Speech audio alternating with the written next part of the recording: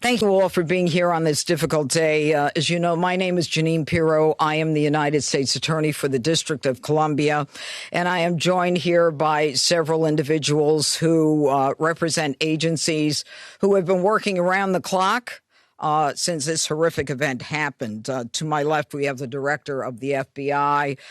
We have General Leland Blanchard of the National Guard. Mayor Bowser is here as well.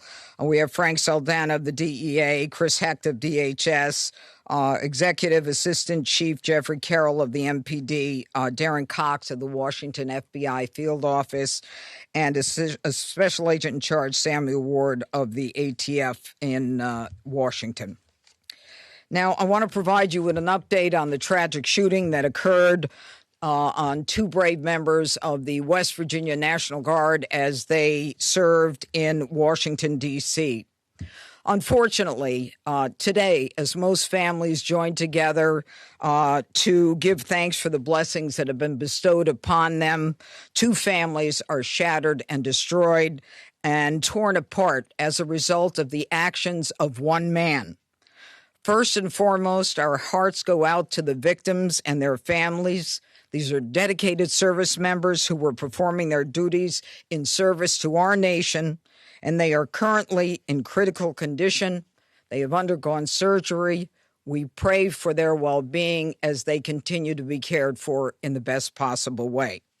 We have been in constant contact with their families and have provided them with every resource needed during this difficult time. The two National Guards men that we're talking about are Sarah Beckstrom, who's 20 years old, and Andrew Wolf, who is 24 years old. They were uniformed members of the West Virginia National Guard, and they were in D.C. to keep D.C. safe, pursuant to President Trump's executive order to make D.C. safe and beautiful. They answered the call, they took the charge, they volunteered, they put their lives on the line for people they don't even know. And that, unfortunately, is becoming a reality more and more for the members of law enforcement. Yesterday on Thanksgiving Eve at approximately 2:15, near 17th and I Streets in the northwest section of the district, near the Farragut West Metro Station, two uniformed guardsmen were ambushed in a brazen and targeted attack. A lone gunman opened fire without provocation, ambush style, armed with a .357 Smith & Wesson revolver. One guardsman is struck, goes down, and then the shooter leans over and strikes the guardsman again. Another guardsman is struck several times. Fellow guardsmen who were there responded immediately, engaging the suspect, neutralizing the threat, and subduing him at the scene. He was transported to a local hospital where he remains, as we speak, under heavy guard. Thanks to the swift and coordinated response of the National Guard and the Metropolitan Police Department, no additional victims were harmed, and the scene was secured within minutes. The suspect, he has been identified as Ramanullah Lakhanwal, a 29-year-old Afghan who entered the United States under Biden's Operation Allies Welcome, a program following the disastrous withdrawal from Afghanistan. He resided in Bellingham, Washington, with his wife and, we believe, 5 children. And we're working very closely with our federal partners, especially DHS and the FBI, to review his immigration history and the vetting process itself. What we know about him is that he drove his vehicle across country from the state of Washington with the intended target of coming to our nation's capital. As we stand here today, the charges that are appropriate right now are 3 counts of assault with intent to kill while armed, a violation of D.C. Code 22-401 and D.C. Code 22-4502. He will also be charged with possession of a firearm during a crime of violence. He faces 15 years under the assault with the intent to kill. We intend to continue monitoring what the charges will be, depending upon the well-being of the guardsmen. We are praying that they survive and that the highest charge will not have to be murder in the first degree. But make no mistake, if they do not, that will certainly be the charge, murder in the first degree. The Department of Justice, under Attorney General Pam Bondi, is committed to a thorough and an impartial investigation where we will hold this perpetrator accountable under the full weight of the law. Now, Sarah and Andrew volunteered. They came here to protect the people of the district, pursuant to a crime emergency that President Trump rightly declared in this city and in other cities across the country. Our nation's capital should not and must not be a place where evil comes to commit violence, whatever their cause or motive may be. We should not have to live in fear in the nation's capital, especially by one who came here from a foreign country. Through a process that was so absurd that he came through and released into this country, as many were, knowing virtually nothing about his vetting. This is what happens in this country when people are allowed in who are not properly vetted. These guardsmen and all who are here to protect the district are the line that separates a civilized society from a barbaric one. They are the ones who stand for law and order. This was not just an attack. It was a direct challenge to law and order in our nation's capital. And the individual will be made fully accountable. And though it seems that we have been here before under President Trump, make no mistake, and the Attorney General, we will not allow this to be normalized. It will be confronted, condemned, and prosecuted to the full extent of the law. Now, my message to the individual who committed these acts is you picked the wrong target, the wrong city, and the wrong country, and you will be sorry for the violence and the evil that you perpetrated in our nation's capital. And now I call upon the Director of the FBI, Kash Patel. Thanks, Judge. I'll begin my remarks and end my remarks the same way, with prayer for our fallen soldiers, prayer for our law enforcement community, prayer for our National Guardsmen and women, prayer for our brave prosecutors at the Department of Justice and the offices of the D.C. United States Attorney. We must come together as a nation, especially on this Thanksgiving Day, and remember the sacrifices that so many are making around the world and around this country to secure our freedoms under President Trump's brilliant leadership and administration. I'll provide an update on the case as follows. It is an ongoing investigation of terrorism. Make no mistake about it. The FBI is leading out on these federal assault on a federal law enforcement officer investigation on many fronts. We immediately, with our law enforcement partners in the Metropolitan Police Department and the interagency, secured the scene, seized the weapon, sent in our evidence response team immediately to collect evidence, and started doing block-by-block canvasses. We are looking for and interviewing witnesses. The firearm and other materials have been sent to our Quantico laboratory already yesterday for immediate analysis. That work is ongoing. Partnering with the D.C. United States Attorney's Office, we have also executed multiple search warrants around the country to include the subject's last known residence, which is in the state of Washington. The search warrant was executed on that house last night or early this morning, and it is an ongoing process. All the individuals found in the house have been interviewed, and some interviews remain ongoing. We will not stop until we interview anyone and everyone associated with the subject, the house, and every piece of his life. There's also subject interviews, relations conducted in San Diego, pursuant to our ongoing investigation. So, as the judge noted, this is a coast-to-coast investigation being led right here in Washington, D.C., and this subject definitely did pick the wrong country. And we will rise together as a nation to show the world what we do here And we are thankful that we have the Attorney General's brave leadership and President Trump's brave leadership and priorities to safeguard our communities. I also spoke to Director of the CIA, John Ratcliffe, last night, and Secretary of War, Pete Hegseth. There is confirmation now that the subject had a relationship in Afghanistan with partner forces.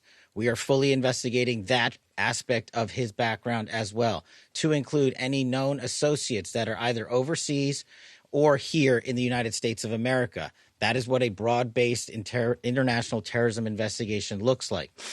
We will provide continuous details to the American public while at the same time not jeopardizing the ongoing prosecution to ultimately hold this perpetrator accountable in our courts of law. We will provide as much transparency as possible, but as you can see, the breadth and scope of this investigation will continue. We will continue to hit the streets and hit every town and every house and talk to every witness. The men and women of the FBI and the Metropolitan Police Department and the interagency, to include the Department of Homeland Security, DEA, and ATF, are working tirelessly on this Thanksgiving Day.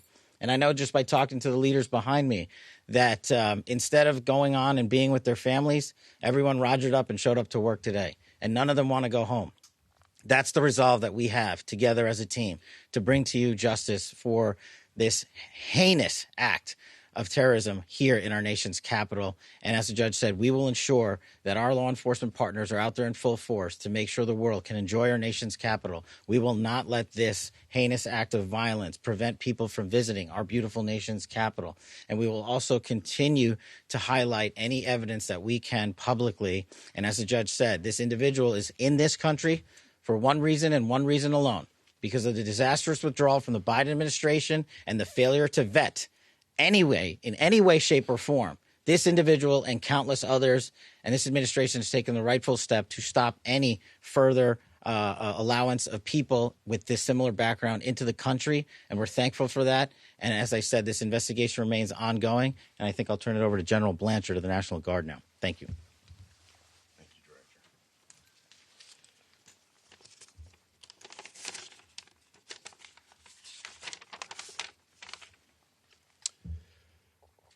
All across America this morning, families are waking up. They'll spend the day with their children, their brothers, sisters, husbands, wives, friends from across the community. There will be the smell of turkey, all the fixings. They'll watch parades, football games. They'll pray together. They'll talk about what they're grateful for. This morning, there are two families that will not have that opportunity.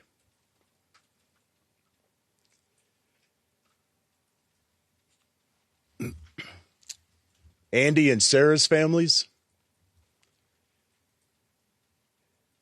they're spending the day reflecting on the past. And in the days coming, they'll reflect on and think about what could have been, what might be. Because regardless of the outcome, we know that their lives, their families' lives are all changed forever. Because one person decided to do this horrific and evil thing.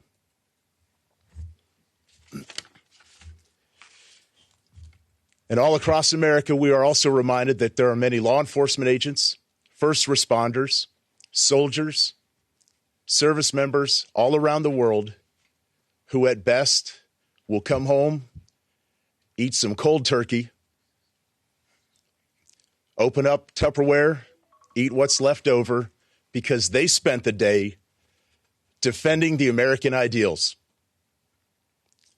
getting out there and getting after it on every American citizen's behalf.